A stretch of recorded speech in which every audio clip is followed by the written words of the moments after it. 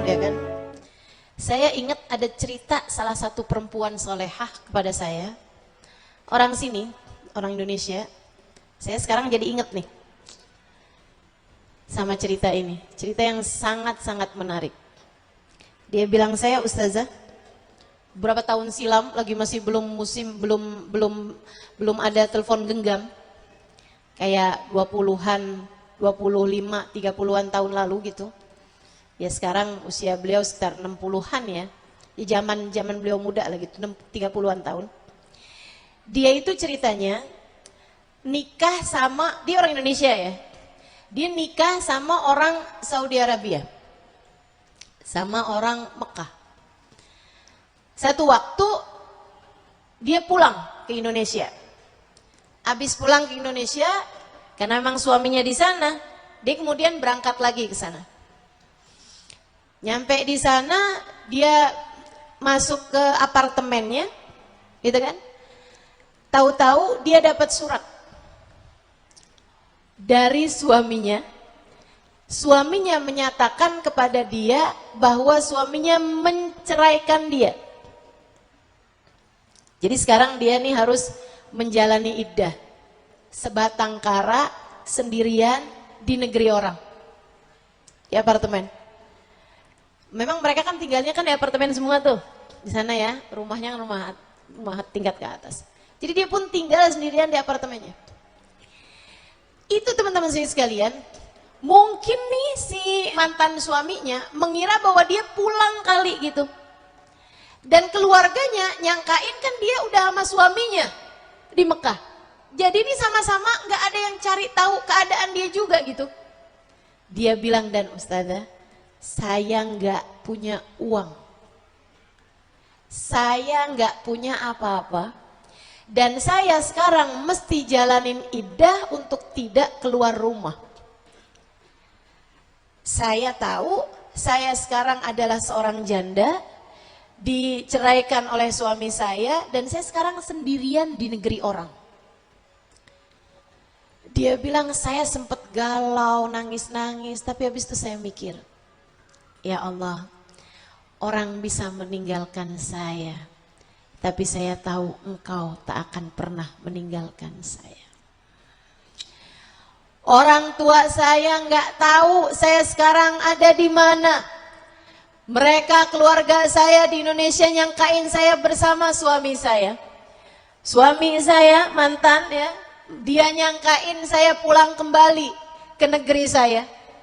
Dia bilang, sekarang ini saya sendirian, akan tetapi saya tahu ya Allah, Engkau tahu keberadaan saya. Ibu-ibu sekalian, dia sehari, 2 hari, makanan yang dia punya habis. Dia udah sempat beli gitu ya, dengan sisa uang yang dia punya, terus habis itu habis. Hari besoknya, itu dia udah bener-bener gak punya makanan, gak punya apa-apa. Dan dia tahu orang iddah harus ada di dalam rumah. Jadi dia pun sendirian.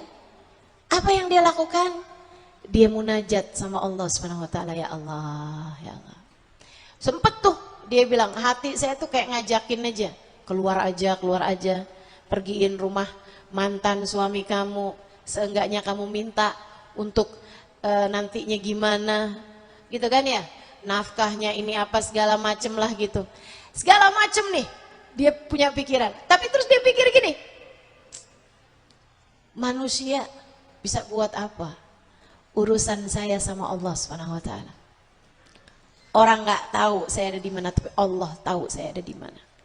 Ibu-ibu sekalian, imannya dia bilang, kenapa saya harus khawatir urusan rezeki?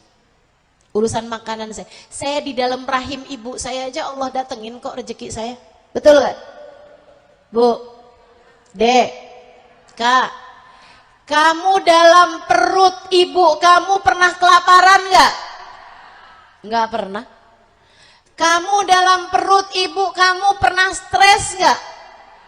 Gak pernah. Kamu dalam perut ibu kamu pernah marah-marah gak? Urusan duit, urusan rezeki? Gak pernah. Allah sampaikan rezeki kepadamu sedangkan kamu berada dalam rahim ibumu. Sekarang kamu udah ada di atas muka bumi, kamu pikir rezekimu pindah gitu sumbernya, nggak lagi dari Allah Subhanahu wa taala. Nggak pernah, Dek, nggak pernah. Nggak pernah, Bu. Rezekimu dari Allah, dari Allah. Bahkan beras yang ada di dapurmu belum tentu jadi rezekimu. Apa yang akan kamu makan nanti malam, kamu nggak tahu. Apa yang akan kamu makan nanti siang, kamu nggak tahu. Allah tahu. Maka kata para ulama, jika bahkan kamu nggak tahu alamat rezekimu, tenang aja, rezekimu tahu alamatmu. Gak akan pernah tertukar, tidak akan pernah salah alamat, tidak akan pernah nyasar. Yang jadi rezekimu pasti akan sampai kepadamu. Hilangkanlah segala keraguan-raguanmu itu. Enggak usah. Tapi Ustazah, bukannya selama ini nafkah itu wajib bagi suami. Suamimu bisa jadi adalah jalan rezekimu, tapi bisa jadi juga enggak. Teman-teman sekalian, kamu di majelis kadang dapat rezekinya dari majelis. Ada dikasih kue, ya kan ya? Kadang-kadang juga kamu enggak ada rezeki juga dari majelis. Karena memang nggak pernah tahu, nggak kebagian barangkali itu kan ceritanya. Sehingga sekalian saya muliakan, dan kadang-kadang nih ya, kadang-kadang di majelis pas ada dibagiin makanan tuh, kamu liatin tuh, ih kroket, kamu seneng banget tuh ceritanya. Pastel, donat. Akhirnya kamu ambil, kamu masukin ke tas, kamu pikir itu rezeki kamu, tahu-tahu lupa. Ingat-ingat baru 3 hari kemudian. Pas mau pergi ke pengajian, buka tas kok bau gitu. Masya Allah. Pernah begitu? Oh berarti ini nih yang tukang ambil makanan. Masya Allah, Masya Allah. Itu tuh Bu tuh. Kalau bukan rezekimu nggak bakalan bisa sampai ke dalam perutmu, nggak bisa. Mau udah ada di tanganmu, mau udah ada di tas kamu, kalau udah bukan rezeki kamu, nggak akan pernah bisa sampai padamu. Ini yang difahami nih sama teman saya yang cerita ini. Dia bilang, saya pun mulai, saya bilang, ya Allah, ya Allah, ya Allah. Saya zikir, saya sholawatan, saya sibuk-sibuk sendiri aja, saya bersih-bersihin apartemen saya mandi, udah saya kerjain aja apa yang mesti saya kerjain. Dia bilang sampai waktu makan siang saya nggak punya makanan apa-apa. Mulai nih, ini kalau orang hatinya nggak kuat-kuat imannya nih, udah kabur nih ya, udah bakalan nyari apa atau bahkan ngemis. Hati-hati teman-teman. Kata Nabi Muhammad alaihissalam, tiap kali kamu minta sama orang, tiap kali kamu ngemis atau minta sama orang, ya tilak nuktah sauda yaumal qiyamah, 1 titik hitam di wajahmu di akhirat nanti. Tiap kali minta, tiap kali 1 titik hitam.